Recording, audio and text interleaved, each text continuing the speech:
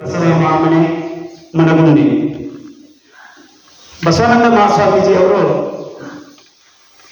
ತಮ್ಮ ಬಾಲ್ಯದಿಂದಲೇ ಅದು ಒಂದೆರಡು ಕಾರ್ಯಕ್ರಮಕ್ಕೆ ಬೇರೆ ಬೇರೆ ಕಡೆಯಿಂದ ಸಾಕಷ್ಟು ಅತಿಥಿಗಳು ಮತ್ತು ಸಾಧಕರು ಸನ್ಮಾನಿತರು ಮತ್ತು ಪ್ರತಿ ತಿಂಗಳು ಈ ಕಾರ್ಯಕ್ರಮಕ್ಕೆ ಶರಣರು ಆಗಮಿಸಿರ್ತಾರೆ. ಆದರೂ ಒಂದೆರಡು ಮಾತಿನಲ್ಲಿ ಪೂಜ್ಯರ ಪರಿಚಯವನ್ನ ನಾನು ಹೇಳಲೇಬೇಕಾದಂತ ನನ್ನ ಒಂದು ಅಭಿಪ್ರಾಯ. ಯಾಕಂದ್ರೆ ಪರಮ ಪೂಜ್ಯರು ಸಾಕಷ್ಟು ಒಂದು ಸಾಧನೆಯನ್ನ ಮಾಡಿ ಸಮಾಜದಲ್ಲಿ ಯಾವ ರೀತಿಯಾಗಿ ಸಮಾಜದ ಸ್ವಾಸ್ಥ್ಯವನ್ನ ಸುಧಾರಿಸುವಂತ ಒಂದು ಕಾಯಕವನ್ನ ಮಾಡ್ತಾ ಇದ್ದಾರೆ ಅನ್ನುವಂಥದ್ದು ತಮಗೆಲ್ಲ ಗೊತ್ತಿದ್ದಂತ ಸಂಗತಿ. ಪರಮ ಪೂಜ್ಯರು ಈಗಾಗಲೇ ನಿಸರ್ಗ ಜ್ಞಾನಾಮೃತ ಕಾರ್ಯಕ್ರಮವನ್ನ ಅಂದ್ರೆ ಮಾನವತ್ವದಿಂದ ದೈವತ್ವದೆಡೆಗೆ ಪಥದರ್ಶನ ಕಾರ್ಯಕ್ರಮವನ್ನ 1 ವರ್ಷ 7 ತಿಂಗಳ ನಿರಂತರವಾಗಿ ನಡೆದುಕೊಂಡು ಬರ್ತಾ ಇದೆ. ಪ್ರಾರಂಭದಲ್ಲಿ ಅದಕ್ಕೆ ಪ್ರಾಯೋಜಕರನ್ನು ಕೊಟ್ಟಂತವರು ನಮ್ಮ ಈಗಿನ ಮುಖ್ಯ ಅತಿಥಿಗಳಾದಂತ ಶ್ರೀ PL ಪಾಟೀಲ್ ಸರ್ ಅವರು ಕೃಷಿ ವಿಶ್ವವಿದ್ಯಾಲಯದ ಕುಲಪತಿಗಳಾಗಿದ್ದರು. ಈಗ ನಿವೃತ್ತಿಯನ್ನ ಪಡೆದುಕೊಂಡಿದ್ದಾರೆ. ಅವರಿಂದ ಪ್ರಾರಂಭ ಆದಂತಹ ಒಂದು ನಿಸರ್ಗ ಜ್ಞಾನಾಮೃತ ಕಾರ್ಯಕ್ರಮ ಇಡೀ ಕಲಬುರಗಿ ಮತ್ತು ಧಾರವಾಡದ ಒಂದು ಆ ಕೇಂದ್ರದೊಳಗ ಮತ್ತು ಆ ಭಾಗದಲ್ಲಿ ಒಂದು ಸಂಚಲನವನ್ನೇ ಉಂಟು ಮಾಡಿದೆ. ತಮಗೆಲ್ಲ ಗೊತ್ತಿದ್ದಂತ ಸಂಗತಿ.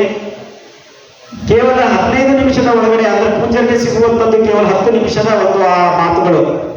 ಆ ಮಾತುಗಳನ್ನ ನೀವು ಇಲ್ಲಿ ಬಂದಂತವ್ರು ಕೇಳಿರ್ಬೋದು ಅಂತ ಅನಿಸ್ತಾ ಇದೆ.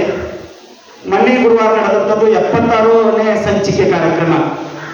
ಬಹಳ ಮುಖ್ಯವಾಗಿ ಪ್ರತಿಯೊಬ್ಬ ವ್ಯಕ್ತಿಗೂ ಆರೋಗ್ಯ ಮತ್ತು ಮಾನಸಿಕವಾಗಿ ಮತ್ತು ಸಮಾಜಕ್ಕೆ ಒಂದು ಸಮಾಜದಲ್ಲಿರುವಂತಹ ಒಂದು ಕುಟುಂಬಕ್ಕೆ ಮುಟ್ಟುವಂತೆ ಬಹಳ ನಿರಂತರವಾಗಿ ಅಷ್ಟೇ ಸ್ಪಷ್ಟವಾಗಿ ಪ್ರತಿಯೊಬ್ಬ ವ್ಯಕ್ತಿಗೂ ಅದನ್ನ ಮನಕ್ಕೆ ಮುಟ್ಟುವ ರೀತಿಯೊಳಗೆ ಅದನ್ನ ಆ ಒಂದು ಕಾರ್ಯಕ್ರಮದಲ್ಲಿ ಅವರು ಬಹಳ ಚೆನ್ನಾಗಿ ಮಾತನಾಡ್ತಾರೆ. ಅದನ್ನು ನಿರಂತರವಾಗಿ ನಡೀತನ್ನುವಂಥದ್ದು ನನ್ನ ಒಂದು ಆಸೆ. ಯಾಕಂದ್ರೆ ಕಾರ್ಯಕ್ರಮಗಳು ಇವತ್ತ ರೇಡಿಯೋ ಅಥವಾ ಆ ಒಂದು ಕೇಂದ್ರದಿಂದ ಬರೋದು ಬಹಳ ಕಡಿಮೆ ಆಗ್ತಾ ಇದೆ. ಅದಕ್ಕಾಗಿ ಇಂತಹ ಪೂಜ್ಯರು ಮತ್ತು ಅದೇ ರೀತಿಯಾಗಿ ನಮ್ಮ ಚಿಂತನ ಮಂಥನ ಮಾಡುವಂತ ನಮ್ಮ ಇವತ್ತಿನ ಉಪನ್ಯಾಸಕರಾದಂತಹ ಪ್ರಜ್ಞಾ ಮಂತ್ರಿ ಮೇಡಮ್ ಅವರು ಸಹಿತ ಬಂದಿದ್ದಾರೆ. ಬಹಳ ಜನ ಕಾರ್ಯಕ್ರಮ ಆ ಒಂದು ರೇಡಿಯೋ ಕಾರ್ಯಕ್ರಮವನ್ನು ಕೊಡ್ತಾ ಇದ್ದಾರೆ. ಅದಕ್ಕಾಗಿ ನಾವು ಪೂಜ್ಯರನ್ನ ಯಾಕೆ ನಾನು ಇವತ್ತು ನೆನೆಸ್ಕೊತಾ ಇದ್ದೇನೆ ಅಂತಂದ್ರೆ ಹೊರಗಡೆನೂ ಸಹಿತ ಇಲ್ಲಿ ನೋಡ್ರಿ ಅವರು ಹಿರೇಕೆರೂರು ತಾಲೂಕು ರಟ್ಟೆಹಳ್ಳಿಯ ಒಂದು ತಾಲೂಕು ಒಂದು ಹಳ್ಳಿ ಒಳಗೆ 20 ದಿನದ ಒಂದು ಆರೋಗ್ಯ ಮತ್ತು ಆಧ್ಯಾತ್ಮಿಕ ಒಂದು ಪ್ರವಚನ ಕಾರ್ಯಕ್ರಮವನ್ನ ಮಾಡಿ ನಿನ್ನೆ ಮಧ್ಯರಾತ್ರಿ 12 ಗಂಟೆಗೆ ಮಹಾಮನೆಗೆ ಬಂದು ಮತ್ತೆ ಇವತ್ತಿನ ಬೆಳಗಿನ ಜಾವ ಕಾರ್ಯಕ್ರಮದಲ್ಲಿ ತೊಡಗಿಕೊಂಡಿದ್ದಾರೆ. ಅಂದ್ರೆ ಅವರ ಸಮಾಜದ ಬಗ್ಗೆ ಎಷ್ಟು ಕಳಕಳಿದೆ ಎನ್ನುವಂಥದ್ದು ನಮಗೆ ಕಂಡು ಬರ್ತದೆ. ಅಂತ ಪರಮ ಪೂಜ್ಯರು ಸಾಕಷ್ಟು ಒಂದು ನಿಸರ್ಗ ಪ್ರಿಯರು, ವೈದ್ಯ ನಿಸರ್ಗ ಚಿಕಿತ್ಸಾ ಕೇಂದ್ರವನ್ನ ನಡೆಸಿಕೊಂಡು ಹಗಲಿರುಳು ತಮ್ಮನ್ನ ತಾವು ಈ ಸಮಾಜಕ್ಕೆ ಅರ್ಪಣೆಯನ್ನ ಮಾಡಿಕೊಂಡಿದ್ದಾರೆ. ಅಂತ ಪರಮ ಪೂಜ್ಯರನ್ನ ನಾನು ವೈಯಕ್ತಿಕವಾಗಿ ತಮ್ಮೆಲ್ಲರ ಪರವಾಗಿ ತುಂಬು ಹೃದಯದಿಂದ ಸ್ವಾಗತವನ್ನ ಬಯಸ್ತಾ ಇದ್ದೇನೆ. ಈ ಶಿವಾನುಭವ ಗೋಷ್ಠಿ ಕಾರ್ಯಕ್ರಮಕ್ಕೆ ಮುಖ್ಯ ಅತಿಥಿಗಳಾಗಿ ಡಾಕ್ಟರ್ PL ಪಾಟೀಲ್ ಸರ್ ಅವರು ಆಗಮಿಸಿದ್ದಾರೆ. ಅವರು ನಿವೃತ್ತ ಕುಲಪತಿಗಳಾಗಿ ಈಗ ಇಂಥ ಕಾರ್ಯಕ್ರಮಗಳಲ್ಲಿ ಮತ್ತು ಸಮಾಜದ ಬೇರೆ ಬೇರೆ ಕೆಲಸಗಳಲ್ಲಿ ತಮ್ಮನ್ನು ತಾವು ತೊಡಗಿಸಿಕೊಂಡಂತ ಡಾಕ್ಟರ್ PL ಪಾಟೀಲ್ ಅವರು ನಮ್ಮ ಧಾರವಾಡದ ಕೃಷಿ ವಿಶ್ವವಿದ್ಯಾಲಯದಲ್ಲಿ ಸೇವೆಯನ್ನು ಸಲ್ಲಿಸಿದ್ದಾರೆ. ಅವರು ವಿಶೇಷವಾಗಿ ಮಹಾಮನೆಯ ಪರಮ ಭಕ್ತರು ಹೌದು. ಮತ್ತು ವಿಶೇಷವಾಗಿ ಇನ್ನೂ ನಾನು ಒಂದು 2 ಮಾತುಗಳನ್ನ ಹೇಳಬೇಕಪ್ಪ ಅಂತಂದ್ರೆ ಪೂಜ್ಯರಿಗೆ ಪ್ರಾರಂಭದಲ್ಲಿ ಒಂದು ನಿಸರ್ಗ ಜ್ಞಾನಾಮೃತ ಕಾರ್ಯಕ್ರಮಕ್ಕೆ ಒಂದು ಪ್ರಾಯೋಜಕತ್ವವನ್ನು ಕೊಟ್ಟು ಮುನ್ನಡೆಸಿಕೊಂಡಂತ ನಮ್ಮ ಡಾಕ್ಟರ್ PL ಪಾಟೀಲ್ ಅವರು ಇಂತಹ ಒಂದು ಏನು ದಾಸೋಹ ಜೀವಿಗಳಾಗಿದ್ದಾರೆ, ಮಹಾಮನೆಯ ಪರಮ ಭಕ್ತರಾಗಿದ್ದಾರೆ. ಅಂತ ಶರಣರನ್ನ ತಮ್ಮೆಲ್ಲರ ಪರವಾಗಿ ವೈಯಕ್ತಿಕವಾಗಿ ತುಂಬು ಹೃದಯದಿಂದ ಆತ್ಮೀಯವಾಗಿ ಅವರನ್ನು ನಾನು ಸ್ವಾಗತವನ್ನ ಕೋರ್ತಾ ಇದ್ದೇನೆ. ಇದು ವಿಶೇಷವಾಗಿ ಇಂದಿನ ಒಂದು ಉಪನ್ಯಾಸವನ್ನ ಇನ್ನೊಬ್ಬರು ಮುಖ್ಯವಾಗಿ ಅತಿಥಿಗಳಾಗಿ ಆಗಮಿಸಿದಂಥವರು ನಿವೃತ್ತ ಶಿಕ್ಷಕರಾದಂಥ ಶ್ರೀ ಹರ್ಷ ಡಬ್ಬಾಳ್ ಅವರು ಈಗ ಮಾತಾಡ್ತಾ ಇದ್ರು. ಅವ್ರಿಗೆ ಈಗಾಗಲೇ 75 ವರ್ಷಗಳು ನಡೀತಾ ಇದ್ದಾವೆ. ಯುವಕರು ಅವರು ಇಲ್ಲೇ ನಮ್ಮ ಮಹಾಮನೆಯ ಪಕ್ಕದಲ್ಲೇ, ನೀವೆಲ್ಲ ದಾಟಿ ಬರ್ತೀರಿ, ಅಲ್ಲೇ ಒಂದು ಹೊಲವನ್ನು ತೆಗೆದುಕೊಂಡಿದ್ದಾರೆ. ಆಗ ಹೇಳಿದ್ರು, ನಾನು ಹೊಲ ತೆಗೆದುಕೊಂಡಿದ್ದ ಕಾರಣ ಯಾಕಂತಂತ ಅವರೇ ತಮ್ಮ ಮಾತಿನಲ್ಲಿ ಹೇಳಿದ್ರು. ಮಹಾಮನೆ ಆಗಿತ್ತಂತ ಹೇಳಿ ನಾನು ಇಲ್ಲಿ ಒಂದು ಹೊಲವನ್ನು ತೆಗೆದುಕೊಂಡ್ರಿ ಅಂತೇಳಿ ಹೇಳಿದ್ರು. ಅಂದ್ರ ಈ ಮಹಾಮನೆ ಆದ್ದರಿಂದ ಸುತ್ತಮುತ್ತಲೂ ಇದನ್ನು ಗುರುತಿಸಿ ಇಲ್ಲಿಯ ಒಂದು ಪರಿಸರವನ್ನು ನೋಡಿ, ಇಲ್ಲಿಯ ಒಂದು ವಾತಾವರಣ ನೋಡಿ, ಇಲ್ಲಿಯ ಒಂದು ಆಧ್ಯಾತ್ಮಿಕ ಕೇಂದ್ರವನ್ನು ನೋಡಿ ಬಹಳ ಜನ ಈ ಕಡೆ ಒಂದು ಮುಖ ಮಾಡಿದ್ದಾರೆ. ಇಲ್ಲಿ ಎಲ್ಲರೂ ಸಾಕಷ್ಟು ಒಂದು ಆ ಹೊರಗಡೆ ಬಂದಂತ ಅನೇಕ ಶರಣ ಜೀವಿಗಳು ಇಲ್ಲಿ ಕಾಲ ಕಳೆಯಬೇಕು, ಇಲ್ಲೆಲ್ಲರೂ ತಮ್ಮನ್ನು ತಾವು ಈ ಒಂದು ಪರಿಸರಕ್ಕೆ ಅರ್ಪಣೆ ಮಾಡ್ಕೋಬೇಕನ್ನುವಂತ ಬಹಳ ಜನರು ಈ ಕಡೆ ಬಂದಿದ್ದಾರೆ. ಅಂಥವರಲ್ಲಿ ನಮ್ಮ ಹರ್ಷ ಡಬ್ಬಾಳ ಸರ್ ಅವರು ನಿವೃತ್ತರಾಗಿದ್ದಾರೆ. ಅವರನ್ನ ಸಹಿತ ನಾನು ಈ ಕಾರ್ಯಕ್ರಮಕ್ಕೆ ತುಂಬು ಹೃದಯದಿಂದ ಸ್ವಾಗತವನ್ನ ಕೋರ್ತಾ ಇದ್ದೇನೆ. ಈ 195ನೇ ಮಾಸಿಕ ಶಿವನಗೋಷ್ಠಿಯಲ್ಲಿ ವಿಶೇಷವಾಗಿ ಅಂಬಿಗರ ಚೌಡಯ್ಯನವರ ಒಂದು ಸ್ಮರಣೋತ್ಸವ ಕಾರ್ಯಕ್ರಮ.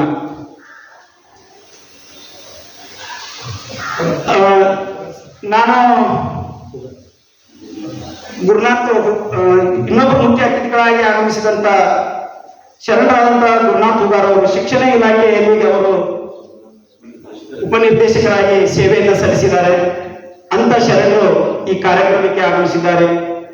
ಶರಣರಾದಂತಹ ಗುರುನಾಥ್ ಹುಗಾರ್ ಅವರನ್ನ ಸಹಿತ ನಾನು ಕಾರ್ಯಕ್ರಮದ ವತಿಯಿಂದ ಹಾಗೂ ವೈಯಕ್ತಿಕವಾಗಿ ತುಂಬು ಹೃದಯದಿಂದ ಸ್ವಾಗತವನ್ನ ಕೋರ್ತಾ ಇದ್ದೇನೆ. ಮತ್ತು ವಿಶೇಷವಾಗಿ ಇಂದಿನ ಉಪನ್ಯಾಸವನ್ನ ನೀಡಿರುವಂತವರು ಡಾಕ್ಟರ್ ಪ್ರಜ್ಞಾ ಮತ್ತಿಹಳ್ಳಿ ಮೇಡಮ್ ಅವರು. ಅವ್ರ ಹೆಸರನ್ನ ಬಹಳ ಜನ ನೀವು ಕೇಳಿರ್ಬೋದು. ಅವ್ರಿಗೆ ಸ್ವಲ್ಪ ನಾನು ಸಂಕ್ಷಿಪ್ತ ಪರಿಚಯವನ್ನ ಮಾಡ್ಕೊಡ್ಬೇಕಂತ ಮಾಡ್ತಾ ಇದ್ದೇನೆ ಅಂತ ಪೂಜ್ಯರಲ್ಲಿ ನಾನು ಮನವಿಯನ್ನು ಮಾಡ್ಕೊತಾ ಇದ್ದೇನೆ. ಒಬ್ಬ ಮಹಿಳಾ ಚಿಂತಕಿಯಾಗಿ, ಮಹಿಳಾ ಹೋರಾಟಗಾರ್ತಿಯಾಗಿ, ವಚನ ಕಥೆಗಾರ್ತಿಯಾಗಿ, ಅಂಕಣ ಬರಹಗಾರರಾಗಿ, ಒಬ್ಬ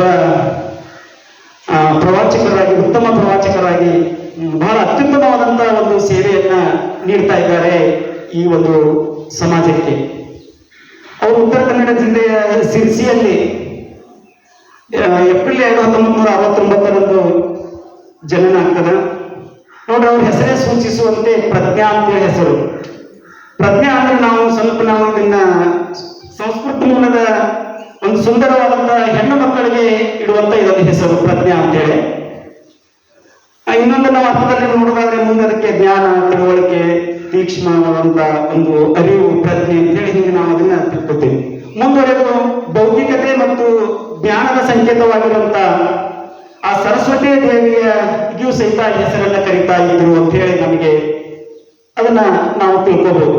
ಇಲ್ಲಿ ಈ ಮಾತನ್ನ ನಾನು ಯಾಕೆ ಹೇಳ್ತಾ ಇದ್ದೇನೆ ಅಂತಂದ್ರೆ, ಪ್ರಜ್ಞಾ ಮೇಡಮ್ ಅವರು ಏನು ಸರಸ್ವತಿಯ ದೇವಿಯ ವರಪುತ್ರಿಯಾಗಿ ಜನಿಸಿರಬಹುದು ಅಂತ ಹೇಳಿದ್ರೆ ತಪ್ಪಾಗಲಿಕ್ಕಿಲ್ಲ ಅಂತ ನನಗೆ ಅನಿಸ್ತಾ ಇದೆ. ಯಾಕಂದ್ರೆ ಅವರು ಬೇರೆ ಬೇರೆ ಕ್ಷೇತ್ರದಲ್ಲಿ ಸಾಕಷ್ಟು ಅಧ್ಯಯನವನ್ನ ಮಾಡಿ, ಅಧ್ಯಾಪನವನ್ನ ಮಾಡಿ, ಸಾಕಷ್ಟು ತಮ್ಮನ್ನ ತಾವು ತೊಡಗಿಸಿಕೊಂಡದ್ದರ ಒಂದು ಈ ಸಾಧನೆಯನ್ನ ಗುರುತಿಸಿ ಅವರಿಗೆ ನಾನು ಸರಸ್ವತಿ ದೇವಿಯ ವರಪುತ್ರಿ ಅಂತ ಹೇಳಿ ನಾನು ಹೇಳಿದ್ರೆ ತಪ್ಪಾಗಲಿಕ್ಕಿಲ್ಲ ಅಂತ ನಾನು ಭಾವಿಸಿಕೊಂಡಿದ್ದೇನೆ ಅಷ್ಟೇ. ಅದಕ್ಕಾಗಿ ಅವ್ರನ್ನ ನಾನು ಇನ್ನೊಂದು ಸ್ವಲ್ಪ ಮುಂದುವರೆದ ಅವರ ಪರಿಚಯ ವಿಚಾರವನ್ನು ನಾನು ಮಾತನಾಡೋದಾದ್ರೆ, ಅವರು ಕರ್ನಾಟಕ ವಿಶ್ವವಿದ್ಯಾಲಯದಲ್ಲಿ ಓದಿಕೊಂಡು ಎಂ.ಕಾಮ್ ಅನ್ನೋ ವಾಣಿಜ್ಯ ಶಾಸ್ತ್ರ ವಿಷಯದಲ್ಲಿ ಎಂ.ಕಾಮ್ ಮಾಡ್ತಾರೆ, ಎಂ.ಫಿಲ್ ಮಾಡ್ತಾರೆ, PhD ಪದವಿಯನ್ನ ಪಡ್ಕೋತಾರೆ. ಅವರು PhD ಒಂದು ವಿಷಯ ಏನಪ್ಪಾ ಅಂತಂದ್ರೆ marketing of arecanut through cooperative in Karnataka state, ಈ ಒಂದು ವಿಷಯದ ಮೇಲೆ ಕರ್ನಾಟಕ ವಿಶ್ವವಿದ್ಯಾಲಯದಿಂದ ಅವರು PhD ಪದವಿಯನ್ನ ಪಡೆದುಕೊಂಡಿದ್ದಾರೆ. ನಾನು ಅದನ್ನು ನೋಡಿದೆ, ನನಗೆ ಇದು ಎರೆಕ್ಟ್ಮೆಂಟ್ ಅಂತ ಇದು ಅಡಿಕೆ ಅಂತ ಹೇಳಿ, ಅವರು ಸಿರ್ಸಿ ಭಾಗದವರಾದ್ರಿಂದ ನಾನು ಸ್ವಲ್ಪ ವಿಚಾರ ಮಾಡ್ಬೇಕಾಯ್ತು. ಮೇಡಮ್ ಅವರು ನನಗೆ ಸ್ವಲ್ಪ ಪರಿಚಯ, ಯಾಕಂದ್ರೆ ಅವ್ರ ಜೊತೆ ನಾನು 2021 ಕೆಲಸ ಮಾಡಿದ್ದೇನೆ. ಧಾರವಾಡದ ಸರ್ಕಾರಿ ಪ್ರಥಮ ದರ್ಜೆ 2 ತಿಂಗಳು ಅವ್ರ ಜೊತೆ ಕೆಲಸ ಮಾಡಿದ್ದೇನೆ. ಅವರು ಟ್ರಾನ್ಸ್ಫರ್ ಆಗಿ ಕಿತ್ತೂರಿಗೆ ಹೋದ್ರು.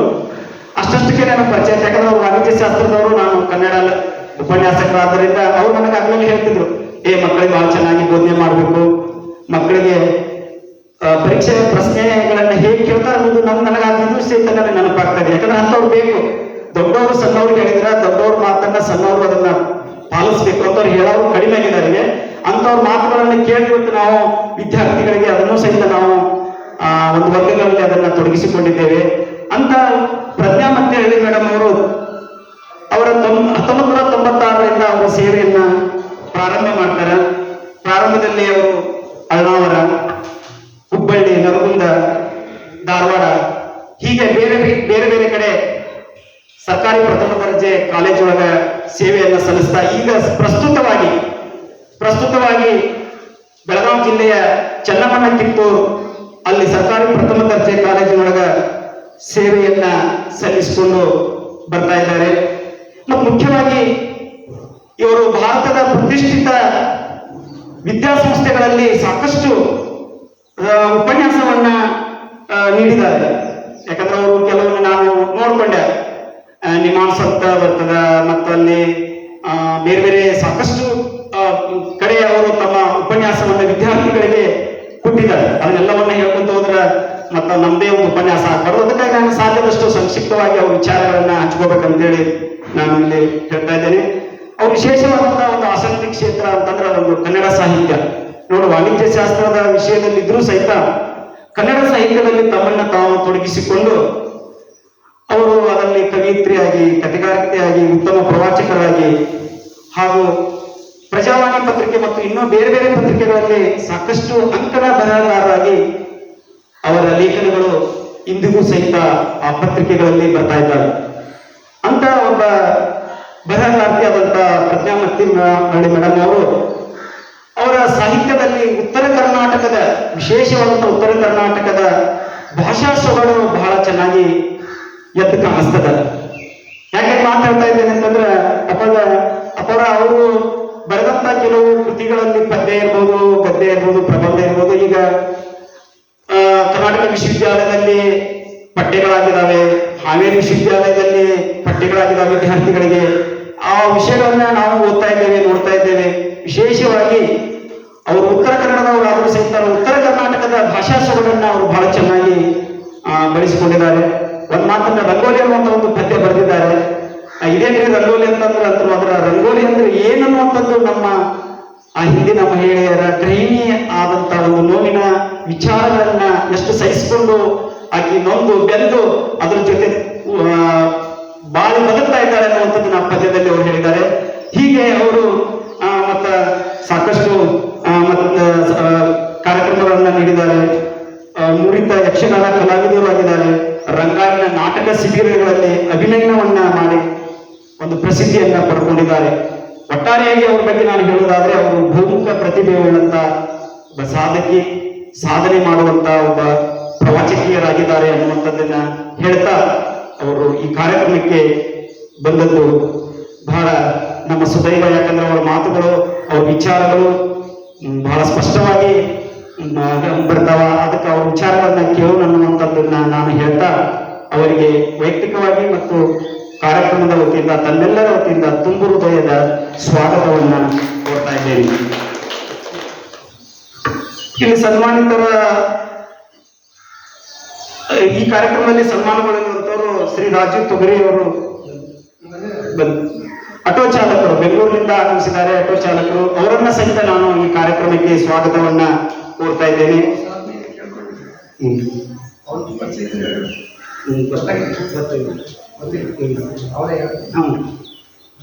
ಶ್ರೀ ಬಸವರಾಜ ತಳಗೇರಂತೆ ಗುಂಡಲಗೇರ ಯಾದಗಿರಿಯಿಂದ ಬಂದಿದ್ದಾರೆ.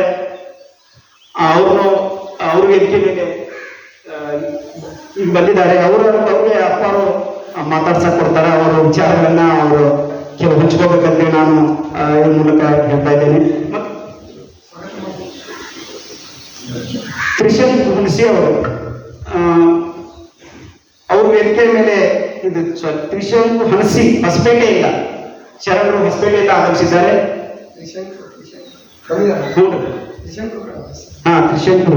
ತ್ರಿಶಂಕು ಹಣಸಿ ಹೊಸಪೇಟೆಯಿಂದ ಆಗಮಿಸಿದ್ದಾರೆ. ಶರಣರು ವೇದಿಕೆಗೆ ಆಗಮಿಸಬೇಕಾಗಿ ಅವರನ್ನ ನಾನು ಕೇಳ್ತಾ ಅವ್ರಿಗೂ ಸಹಿತ ಸ್ವಾಗತವನ್ನ ಕೋರ್ತಾ ಇದ್ದೇನೆ.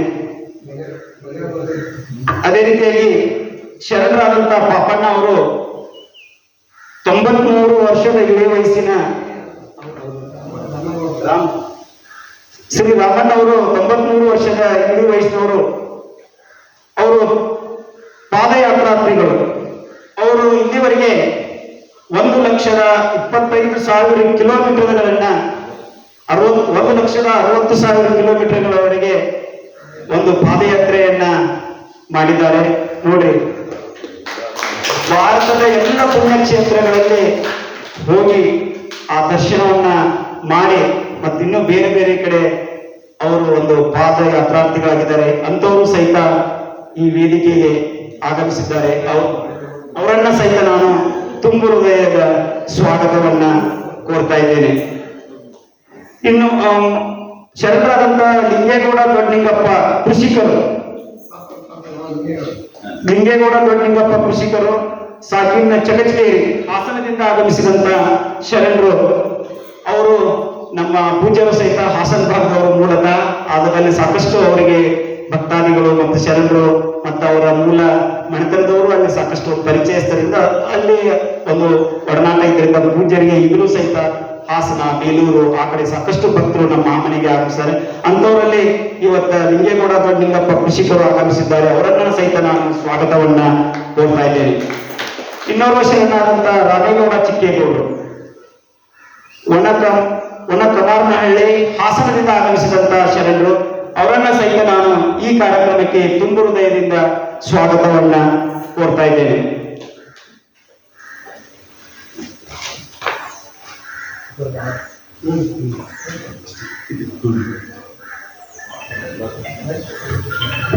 ಮುಖ್ಯವಾಗಿ ತಾವೆಲ್ಲರೂ ಕರ್ನಾಟಕದ ಮೂಲೆ ಮೂಲೆಗಳಿಂದ, ನಮ್ಮ ಧಾರವಾಡದ ಸುತ್ತಮುತ್ತಲಿಗಳಿಂದ, ಅಂದ್ರೆ ನಮ್ಮ ಕೆಂಚನಗೌಡ ಸರ್ ಅವರು ನಮ್ಮ ಪರಮ ಭಕ್ತರು, ಮತ್ತು ನಮ್ಮ ಕಂಬೋಳಿ ಸರ್ ಶರಣರು, ನಾಗನಗೌಡ ಶರಣರು, ಬಹಳ ಜನ ನಮ್ಮ ಹಿರಿಯ ಶರಣರು ಮತ್ತು ವಿಶೇಷವಾಗಿ ನಮ್ಮ ಶರಣೀಯರು ಕಾರ್ಯಕ್ರಮಕ್ಕೆ ಪ್ರತಿ ತಿಂಗಳು ಸಹಿತ ನೀವೆಲ್ಲ ಆಗಮಿಸ್ತಾ ಇದ್ದೀರಿ. ಅದರಂತೆ ಈ ತಿಂಗಳು ಸಹಿತ ಅಂಬಿಗರ ಚೌಡಯ್ಯನವರ ಸ್ಮರಣೋತ್ಸವ ಕಾರ್ಯಕ್ರಮದಲ್ಲಿ ತಾವೆಲ್ಲರೂ ಭಾಗಿಯಾಗಿದ್ದೇವೆ. ನಮ್ಮ ಮಾರುತಣ್ಣ ಹೆಂಡಸಗೇರವರು ಸಹಿತ ಬಂದಿದ್ದಾರೆ. ಮತ್ತಿತರು ಅವರಿವರೆನ್ನದೇ ಎಲ್ಲರನ್ನ ನಾನು ಹೃದಯಪೂರ್ವಕವಾಗಿ ಕಾರ್ಯಕ್ರಮಕ್ಕೆ ಸ್ವಾಗತವನ್ನ ಕೋರ್ತಾ ಇದ್ದೇನೆ. ಮತ್ತು ವಿಶೇಷವಾಗಿ ಇಂದಿನ ಒಂದು ಕಾರ್ಯಕ್ರಮ ನಿರೂಪಣೆಯನ್ನ ನಡೆಸಿಕೊಡುವಂತವರು ಶರಣರಾದಂತ ನಿವೃತ್ತ ಶಿಕ್ಷಕರಾದಂತ ಬಿರಾದರ್ ಸರ್ ಅವರು ಸಹಿತ ಒಳ್ಳೆ ಚೆನ್ನಾಗಿ ಕಾರ್ಯಕ್ರಮವನ್ನು ನಿರೂಪಣೆ ಮಾಡ್ತಾ ಇದ್ದಾರೆ ಪ್ರತಿ ತಿಂಗಳು. ಅವರನ್ನು ಸಹಿತ ಸ್ವಾಗತವನ್ನ ಕೋರ್ತಾ ಇದ್ದೇನೆ. ಮತ್ತ ಪ್ರಾರಂಭದಲ್ಲಿ ಪ್ರಾರ್ಥನೆಗೈದಂತ ಶರಣೆ ಲತಾ ಅಕ್ಕನವರಿಗೂ ಸಹಿತ ಬಹಳ ಸುಶ್ರಾವವಾಗಿ ಪ್ರಾರ್ಥನೆಯನ್ನ ನಡೆಸಿಕೊಡ್ತಾರೆ. ಅವರನ್ನು ಸಹಿತ ನಾನು ವೈಯಕ್ತಿಕವಾಗಿ ಕಾರ್ಯಕ್ರಮದ ವತಿಯಿಂದ ಸ್ವಾಗತವನ್ನ ಕೋರ್ತಾ ಅವರಿವರನ್ನದೇ ಎಲ್ಲರನ್ನ ಹೃದಯಪೂರ್ವಕವಾಗಿ ಕಾರ್ಯಕ್ರಮಕ್ಕೆ ಸ್ವಾಗತವನ್ನ ಕೋರ್ತಾ ನನ್ನ ಸ್ವಾಗತ ಮಾತುಗಳನ್ನು ಮುಗಿಸ್ತೇನೆ. ಎಲ್ಲರಿಗೂ ಶರಣಾರ್ಥಿ.